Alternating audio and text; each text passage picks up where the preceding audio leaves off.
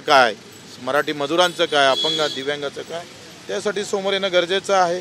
म्हणजे अस्मिता अस्तित्व आहे, पण आता पोटात भाकरच नसेल तर तो आजच आमच्या परभणी उस्मानाबाद या भागातल्या सगळ्या कार्यकर्त्यांनी चक्काजाममध्ये सहभाग घेतला. बऱ्याच ठिकाणी प्रहारने चक्काजाम केलेला आहे. मला वाटते कोणाची मागणी नसताना जे काही थोपवलं जातं त्याच्यामध्ये कशा पद्धतीनं बदमाशकी होत आहे. तुम्हाला माहीत नसेल का, जे काही शेती तिथं जाणार आहे त्या शेतकऱ्यांसोबत काही करार ॲग्रीमेंट झालेले आहे. शेतीचे पैसे तुमचे, वरचे जे पैसे त्याच्यात अर्धे आम्ही, काही अधिकारी त्याच्यात गुंतलेले आहे, काही त्याच्यातले सत्ताधीशामधले काही लोक त्याच्यात गुंतलेले आहे. प्रचंड करप्शन आहे. मागणी नसताना लगेच 20,000 कोटीची तरतूदही झाली, 85,000 कोटीची याला मान्यता भेटली. आम्ही शेतकरी खऱ्या अर्थानं जगण्यासाठी पीठ निर्माण करतोय, ते खऱ्या अर्थानं शक्तिपीठ आहे. या शक्तिपीठाची गरज नाही, शेतकऱ्याला वाचवणंच खऱ्या अर्थानं सध्या काळाची गरज आहे. हा जो 20,000 कोटीची तरतूद केली ते जर शेतकऱ्याच्या कर्जमाफीसाठी जर करता आली असती तर खऱ्या अर्थानं मागणीला धरून सरकारसमोर येतं असं संदेश गेला असता. आता अजूनही काही वेळ गेला नाही. 6 तारखेला एकादशी आहे. पंढरपूरच्या विठोबाच्या दर्शनाला मुख्यमंत्री जात आहे. विठोबांनी सुद्धा त्यांना चांगली बुद्धी येऊ दे आणि त्यांनी सुद्धा तिथून शेतकऱ्यांना दिलासा देणारी बातमी पुऱ्या महाराष्ट्राला कळू दे अशी विनंती करतो आहे. आज नाना पटोले यांना सभागृहाच्या कामकाजादरम्यान जे वर्तणूक होती त्यासाठी 1 दिवसाआधी निलंबित केलं. विषय शेतकऱ्यांचाच होता. ते सगळ्या एकूण कोणी विरोधक ठेवायचंच नाही अशी स्थिती आहे.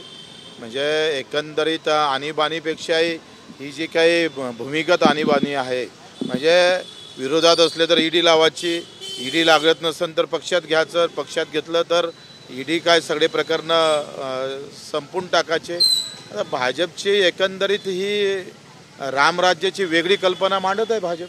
लोणीकर आणि त्याच्यानंतर कृषी मंत्री यांनी जे शेतकऱ्यांबद्दल जे वक्तव्य केलं त्याबद्दल माफी मागावी अशी मागणी नानांची होती. ते अध्यक्षांच्या आसनापर्यंत गेले, त्यामुळे निलंबनाची कारवाई. त्यांनी माफी काय, त्यांना तर ठोकायलाच पाहिजे. माफी मागून वागणार नाही एवढा म्हणजे नालायकपणा जर करत असेल तर लोणीकर ज्या पद्धतीनं बोलले आणि कृषी मंत्री ज्या पद्धतीनं बोलत आहे ते माफी पुरतं मर्यादित नाही, तर त्याला ठोकून उरून पुरलं पाहिजे. शेतकऱ्यांनी त्यांना रस्त्यावर फिरूच दिलं नाही पाहिजे. जिथं भेटत असेल तिथं ठोकायला पाहिजे यांना. शेतकऱ्यांची आत्महत्या काल विदर्भामध्ये झाल्या, आत्महत्या वाढत आहेत. त्यांची मागणी होती शेतकरी कर्जमाफीची, त्यावर काय स्टेटस आहे? आत्ता 3 तारखेला मीटिंग लावलेली आहे. बावनकुळे साहेब आणि अधिक 10-15 मिनिस्टर त्याच्यात आहे. त्यामध्ये मीटिंगमध्ये काय निर्णय होते, कशी समिती कधी स्थापित होतं, त्याला कसा वेळ देतं आणि मग निवडणुकीच्या आधी होते का नाही होत, जिल्हा परिषदेच्या निवडणुका आहे, नगरपालिकेच्या आहे, त्याचे परिणाम भाजपाला भोगावं लागेल. जर कर्जमाफी नसेल, शेतकऱ्यासाठी निर्णय घेत नसाल तर शहरातले लोक आणि ग्रामीणमधले लोकसुद्धा तुम्हाला मतदान करणार नाही. तो झटका दाखवल्याशिवाय राहणार नाही. भाऊ, शक्तीपीठ महामार्गावरून सरकार मागे येण्याची भूमिका सध्या दिसत नाही, त्यामुळे इथून पुढे आता तुमची आम्ही तर पूर्ण ताकदीनं उभं राहू. त्याची काही सध्या गरज नाही आहे आणि मला वाटते हे तपासण्या झाल्या पाहिजे. सगळ्या शेतकरी ज्या शेतीतून ते मार्ग जातं त्या शेतकऱ्याला कॉल कोणाचे आले, कोण संपर्कात आहे, कोण जमीन कधीपासून घेतला, हा अंतर जो करप्शन आहे ते फार मोठा आहे.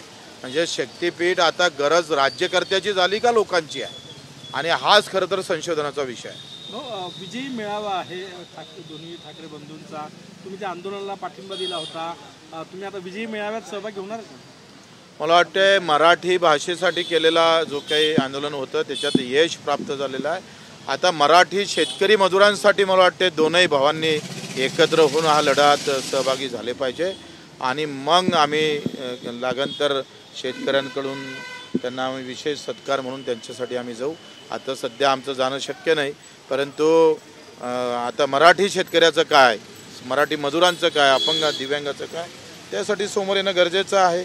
म्हणजे अस्मिता अस्तित्व आहे, पण आता पोटात भाकरच नसेल तर तो जगन कसा आहे प्रश्न आहे. उद्धव ठाकरेंनीच राज ठाकरेंना ठरलं होतं, त्यामुळे त्यांना बाहेर पडावं लागलं, पक्ष काढावा लागला असं नारायण राणे म्हणाले. तुम्ही कसं पाहता या सगळ्या परिस्थितीत? नारायण राणे बोलत राहतात ते काय नारायणासारखं आहे काम त्याचं. त्याच्यानं ते महाभारतातली पूर्ण जी भूमिका आहे ती अर्धवट राहिलेली जे होती नारायणाची ते आता